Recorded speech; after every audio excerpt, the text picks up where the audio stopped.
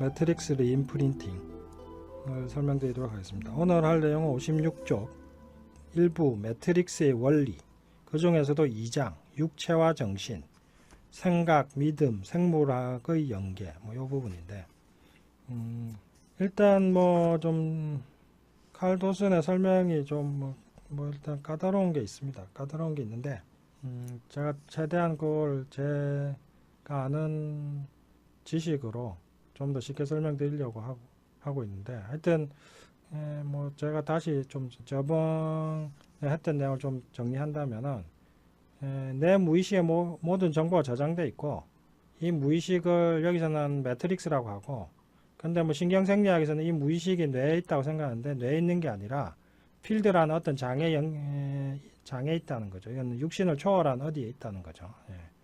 그리고 그 정보가 우리의 건강, 행동, 습관, 학습 이런 것까지 좌우한다 이거죠. 그렇게 간단해서 정리할 수 있겠습니다. 일단 그렇게 정리하고, 어차피 계속 반복될 거니까요. 계속 한번 들어보시고, 상당히 중요한 개념입니다. 왜 EFT를 하면은 몸이 낫고 마음이 고쳐지고 습관이 바뀌고 인생이 바뀌냐? 그거에 대한 어떤 그 기본적인 그 이론적인 설명을 해주는 겁니다. 이 장이론, 매트릭스 이론이. 그러면은 56쪽 읽어보겠습니다. 육체와 정신, 생각, 믿음, 생물학의 연계 2장. 1970년에서 80년대 정신이 육체에 영향을 준다는 논의가 집중적으로 제기되면서 자기 치유 운동, 셀프 헬프 무브먼트라고 하죠. 자기 치유 운동, 자기 개발이라고도 하는데, 하여튼 자기 치유 운동이 활발해졌다. 자기 치유 운동의 선구자인 루이스 헤이는 확언과 생각이 건강과 행복에 작용한다는 점을 강조했다. 그러나 당시에는 정신과 육체의 관계를 증명할 수 있는 과학적 근거가 부족했다.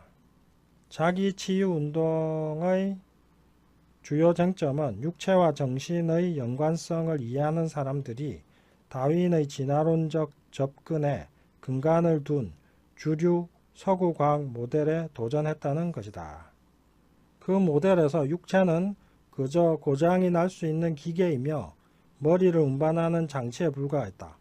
따라서 질병은 오로지 약물로 치료했고, 생각과 믿음이 건강에 영향을 줄 수 있다는 논의의 여지를 남겨두지 않았다. 이러한 논의는 대부분 뉴에이지 이론으로 치부되었다. 주류 서구 과학 모델에 도전하는 자료 중에 사샤가 기억하는 가장 최초의 것은 그녀가 1980년대 초반에 본 다큐멘터리이다. 이 다큐멘터리에서는 암 환자의 치유 능력이 단지 회복할 수 있다는 믿음으로 강해질 수 있다는 것을 보여줬다. 비록 사샤는 당시 10살에 불과했지만 그녀의 인식 체계를 변화시킨 사건이었다. 그녀는 어릴 때 병약한 아이라는 꼬리표를 달고 살았고, 그녀 역시 자신의 건강을 치료할 수 있는 것은 의사밖에 없다고 믿었다. 하지만 그녀가 다큐멘터리에서 본 사람들은 자신의 치명적인 병을 생각만으로 싸우고 있었던 것이다. 비록 사샤가 정신력으로 육체에 변화를 주는 방법을 배우게 된 것은 수십 년 뒤의 일이지만 그녀는 그때의 사건을 아직까지 잊지 못한다. 그래서 언제 모든 것이 변하게 됐을까? 무엇이 전환점이 됐던 것일까? 뜻밖에도 정신이 육체에 미치는 영향에 대한 과학적 근거를 제시하는 데 큰 공헌을 한 것은 제약회사였다. 약에만 의존하게 하여 기득권을 유지하려는 그들이 말이다. 아이러니하지만 그들은 플라시보 효과를 끊임없이 증명하면서 육체와 정신의 관계를 검증했던 것이다. 이건 그 뒤에 설명 나오니까 보시면 됩니다. 플라시보 효과. 제약회사에게 플라시보 효과만큼 성가신 것이 없다. 연구에 방해된다고들 말한다. 신약 임상시험을 실시할 때 제약회사는 실제 약의 효과를 확인하기 위해 약 성분이 없는 위약을 대조군으로 반드시 사용해야 한다. 아주 흥미로운 것은 많은 경우에 위약이, 가짜약이 실제 약만큼 잘 듣는다는 것이다. 약의 기대 효과에 대한 인식이 치유에 긍정적인 효과를 미치는 것처럼 보여진다. 요거는 뭐 좀 더 설명드리면은 제약회사에서 신약을 개발하면 그게 효과 있는지 없는지 임상 실험을 할 거 아닙니까? 그러면은 뭐 신약을 먹인 환자들과 신약을 안 먹은, 그러니까 치료 약을 안 먹은 환자들 비교하면 되는데, 그렇게 하면 안 되고 약을 먹었다는 생각만으로도 효과가 나기 때문에, 그래서 가짜 약을 또 줘야 됩니다. 그래서 세 개의 집단을 만듭니다. 일단 A 집단은 신약을 주고, B 집단은 가짜 약, 플라시보를 줍니다. C 집단은 아무 약을 안 줍니다. 근데 이 가짜 약을 주기만 해도 효과가 많이 납니다. 그래서 신약이 효과 있느냐 없느냐 판단하는 기준이 뭐냐면은, 신약이 가짜 약보다 효과가 좋아야지만이 이게 진짜 약의 효과다, 이렇게 인정을 합니다. 그래서 이제 제약회사에서는 플라시보 효과 때문에 골치가 아프죠. 그래서 이제 성가신이라고 하는 겁니다. 자기들 효과 증명하는데 플라시보 효과가 자기들한테 사실 그렇게 좋은 게 아니거든요. 그 다음 내용 읽어보겠습니다. 플라시보의 놀라운 효과는 제약업계에서 승승장구하던 과학자 데이비드 해밀턴으로 하여금 명망 있는 지위를 포기하고 육체와 정신의 관계 연구에 전념하도록 만들었다. 그는 그의 저서 중요한 것은 당신의 생각입니다. 왜 마음이 물질보다 제대로 치료하는가? 와 마음이 몸을 치유한다. How your mind can heal your body. 이 책 두 권에서 플라시보 효과에 관한 수많은 연구와 사례를 다룬다. 한 연구에서 임산부에게 구토 멈추는 약을 복용시키는 실험을 했다. 구토가 멈출 것이라고 말한 다음 약을 먹이고 구토 증상과 관련하여 위의 수축작용을 측정할 수 있는 기구를 삼키겠다. 그들이 복용한 약은 실제로 구토 증상 감소에 효과적이었다. 그러나 임산부들이 마신 것은 토근 시럽이었고, 그것은 더욱더 메스껍게 만드는 약이었다. 연상의 힘은 그들이 구토 증상을 극복하게 했을 뿐만 아니라 약의 효과도 무시하게 만든 것이다. 그러니까 실제로 토하게 만드는 걸 먹이면서 이거 먹으면 구토가 멈춰요 하고 얘기했더니 토하게 하는 약이 오히려 구토 멈추는 작용을 하더라 이거죠. 이게 바로 생각의 힘입니다. 그 외 많은 연구들이 약의 효과에 대한 생각과 감정, 믿음이 치료 반응의 일부를 형성한다는 것을 보여준다. 우리가 만약 믿음의 힘으로 위약을 먹고도 스스로 회복했다면 우리는 생각의 힘만으로도 스스로 치유될 수 있을 것이다.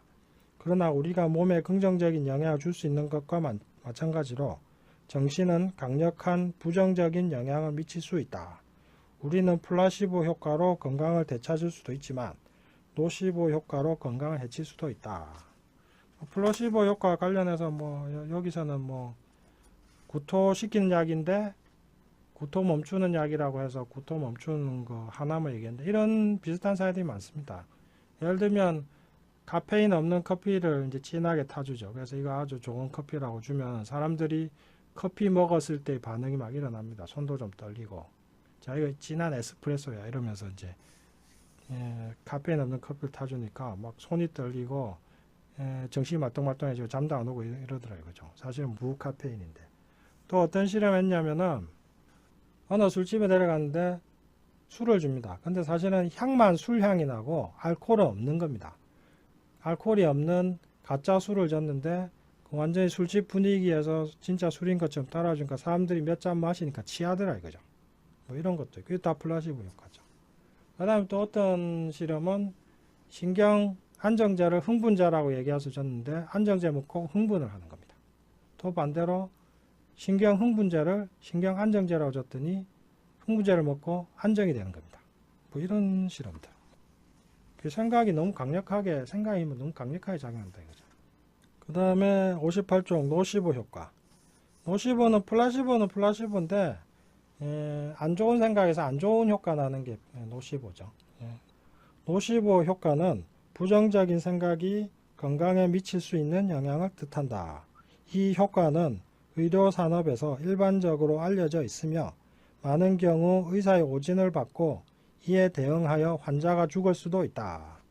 실제로 약의 효과에 대한 믿음이 사람들을 죽음에 이르게 할 수 있다.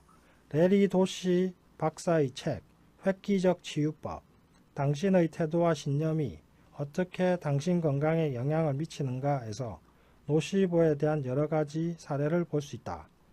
한 예로 페니실린 알레르기가 있는 환자에게 위약을 주었는데, 가짜약을 주었는데 삼킨 찰나 그것이 페니실린이라고 이야기했다. 그러니까 가짜 페니실린인데, 근데 결국 환자는 과민성 쇼크로 즉시 사망했다. 이 사례는 노시보 효과의 파괴력을 여실히 보여준다.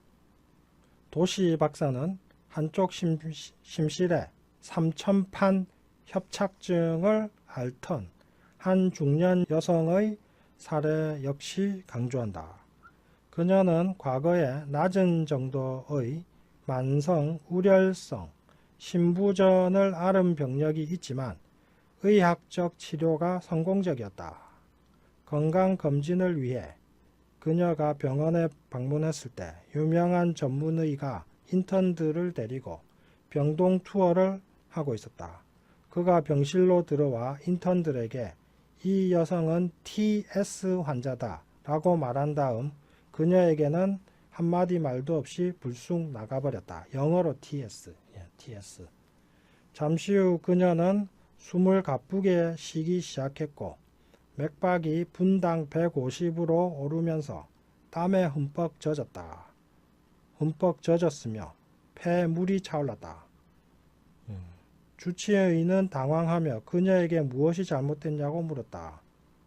그녀는 방금 전 심장 전문의가 자신에게 TS가 있다고 말했다고 대답했다.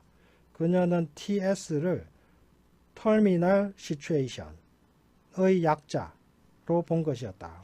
터미널 시츄에이션은 회복불능이라는 거죠. 말기라는 거죠. 회복불능 상태라는 의미로 받아들였던 것이다. 의사는 TS가 트리커스피드 스테노시스 3천판 협착증의 약자이며 그녀의 심장 판막 상태를 의미한다고 설명했지만 그녀는 여전히 안심하지 못했다. 그녀는 폐에 계속 물이 찼고 정신을 잃었다. 그날 오후 그녀는 난치성 심부전으로 사망했다.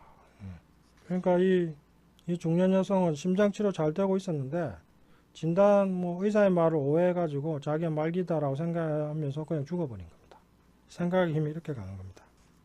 우리의 정신은 어릴 때부터 권위 있는 의료 전문가의 말을 믿도록 훈련받아 왔기 때문에 의사의 말 한마디에 연쇄적인 화학 반응을 일으켜 질병을 얻거나 급작스럽게 죽음에 이를 수도 있다. 그것은 아주 효과적으로 건강이 악화되도록 프로그램될 수 있다. 그러나 이런 노시보 효과는 의료 전문가뿐만 아니라 우리 스스로도 가져올 수 있다. 동일한 책에서 도시 박사는 그가 블랙 먼데이 증후군이라 명명한 것을 설명한다. 다른 어떤 날보다 월요일 아침 9시에 심장마비가 자주 일어난다는 것은 실로 놀라운 일이다. 도시 박사가 말하길 가장 뚜렷한 예측 변수는 고혈압, 고콜레스테롤, 흡연, 진성당뇨병과 같은 고위험군 질병이 아니라 직무불만족이라고 한다. 일에 대한 혐오, 두려움이나 도전을 생각하거나 느낄 때 심장마비를 일으킬 가능성이 있다는 것이다. 이게 바로 월요병이잖아요. 그러니까 월요병 때문에 월요일 아침 9시에 심장마비에 제일 많이 걸린다 이겁니다. 싫어하는 일 하면 이렇게 됩니다. 이게. 어떻게 이런 일이 가능한 것일까? 정신양리학 전문가 캔더스 퍼트가 말하기를 우리의 생각과 감정은 우리 몸의 화학 반응을 일으킬 수 있다고 한다. 그 다음 육체와 정신의 상호작용. 이렇게 해서 플라시보와 노시보 같은 걸 설명했고요. 그 다음에 육체와 정신 상호작용. 우리의 물리적인 세포구조와 정서적 체험은 화학적으로 연결되어 있다. 캔더스 퍼트는 평생 이 연구에 몰두하며 인체 세포에 감정 수용체가 있다는 것을 증명했다. 과거의 감정 수용체는 뇌의 고유 영역에 속한 것이었다. 퍼트 박사의 연구 이전에는 예컨대 우리가 부끄럽거나 행복한 감정을 느낄 때 우리의 신체 반응이 뇌의 신호에서 비롯된다고 여겼다. 퍼트 박사의 연구는 뇌뿐만이 아니라 몸 전체에서 신호를 만들어낸다는 것을 밝혔다. 우리 몸에는 정서 반응을 담당하는 신경 펩티드라는 아주 작은 신경 전달 물질이 존재한다. 우리 몸속 각 세포의 표면은 감각기관과 같이 수천 개의 수용체 분자들로 덮여 있다. 이 수용체의 역할은 세포 주변의 신호를 감지하는 것이다. 수용체가 신호를 감지하면 세포 안으로 그것을 전달한다. 이 신호는 세포 분열과 성장, 에너지 소비와 저장, 그리고 재생과 염증 대항 등의 지시를 내린다. 다시 설명드리면 우리 세포 엄청 작잖아요. 그 세포 표면에는 수용체 분자들이 있어가지고 우리가 감정을 느낄 때마다 이 감정에 따라서 신경 전달 물질이 분비가 되는데 이걸 이제 신경 펩티드라고 하는데 이 세포 표면에는 이 신경 전달 물질을 감지해서 받아들이는 수용체가 있다 이거죠. 그리고 이 수용체가 이 신경 전달 물질을 딱 포착하면은 세포 표면에서 세포 안으로 이 정보가 전달이 되고 그럼 이 정보에 따라서 세포가 분열하기도 하고 성장하기도 하고 에너지 소비를 늘리기도 하고 줄이기도 하고 뭐 염증 반응 일으키기도 하고 줄이기도 하고 이런다 이거죠. 각종 호르몬과 신경 전달 물질, 펩티드를 통틀어 리간드라고 한다. 리간드는 육체와 정신 간의 대화를 가능하게 하는 인프라를 제공한다. 리간드는 뇌와 신체에 전달되는 데이터의 98%를 책임지고 있다. 퍼트 박사는 연구를 통해 펩티드와 수용체를 감정의 분자라고 추론하게 됐다. 감정은 신체와 의식의 연결고리이며 세포 수용체에서 그 역할을 담당한다고 그녀는 말했다. 이게 중요합니다. 우리의 감정은 신체와 의식의 연결고리다 이거죠. 그리고 이 감정을 느끼면 그 감정을 세포 수용체에서 반응을 한다 이거죠. 왜냐하면 감정에 따라 신경 전달 물질이 분비가 되고 그 신경 전달 물질을 우리 몸 세포 수용체에서 그걸 받아들이기 때문에 그러면서 세포 활동이 바뀐다 이거죠. 자, 이제 아시겠죠? 감정이 바뀌면 신경 전달 물질이 바뀌고 그러면 세포에서 그 바뀐 신경 전달 물질을 수용해서 그걸 이제 인식하게 되고 그러면 세포 활동이 바뀌고 감정에 따라서 세포 활동이 바뀐 거 이제 자, 중요하죠. 또 그녀는 펩티드와 수용체가 인과관계로서 감정을 만들지 않는다는 것을 강조한다. 퍼트 박사의 연구에서는 오히려 펩티드와 수용체가 감정 그 자체라는 의심을 했다. 우리가 현실에서 느끼는 감정은 펩티드가 수용체와 결합할 때 일어나는 진동이다. 우리의 감정 이면에는 수많은 정서 정보가 잠재의식 차원에서 처리되고 있다. 이는 퍼트 박사로 하여금 우리의 육체가 곧 우리의 잠재의식이라는 주장을 하게 만들었다. 이 얘기는 저도 많이 합니다. 당신의 무의식이 바로 당신의 몸은 당신의 무의식이다. 이 얘기 제가 참 많이 하거든요. 매트릭스 리인프린팅은 잠재의식이 국소장과 연결되며 그것이 다시 매트릭스로 연결된다는 믿음을 전제한다. 우리는 세포가 국소장에 주파수를 맞추고 이에 대응하여 생리적 반응이 변한다고 믿는다. 잠재의식과 잠재의식이 몸에 미치는 영향에 대해 다시 얘기하자면 그날그날의 생각의 힘으로 신체에 변화를 줄 수 있는 검증된 방법이 있는 것이다. 바로 명상과 확언이다. 명상과 확언을 하면은 무의식의 정보가 바뀌죠. 이미지도 바뀌고 그러면 그게 다시 육체에 영향을 주겠죠. 62쪽 시각화 명상. 잠재의식의 힘은 시각화 명상을 통해 사람들이 건강을 되찾는 사실에서 확인할 수 있다. 이것은 정신과 육체가 연결되어 있다는 명백한 증거이다. 마음이 몸을 치료한다 해서 데이비드 해밀턴은 명상으로 치유가 가능하다는 것을 보여주는 수많은 연구 사례를 소개한다. 그의 책에는 암이나 자가 면역 질환의 일종인 섬유 근육통을 명상의 힘으로 이겨낸 일반인들의 이야기가 수록되어 있다. 명상 기술을 이용해 건강을 치유한 사샤의 성공담도 이 책에서 찾을 수 있다. 확언. 루이스 헤이가 대중화시킨 확언 역시 정신이 육체에 작용하는 또 다른 예이다. 긍정적 확언을 반복하는 것이 치유 효과가 있다. 흥행작이었던 영화 시크릿에서 한 여자가 치유해 주셔서 감사합니다라는 말을 반복하여 유방암을 완치했다. 당신의 말과 생각이 뇌의 신경 연접, 이거 신경 시냅스라고 하는데요. 신경끼리 연결되는 거죠. 요걸 강화시키고 신경 패턴을 바꿀 수 있다. 이러한 양상은 결과적으로 심신에 영향을 주어 당신이 끌어당기는 것과 현실을 바꿀 수 있다.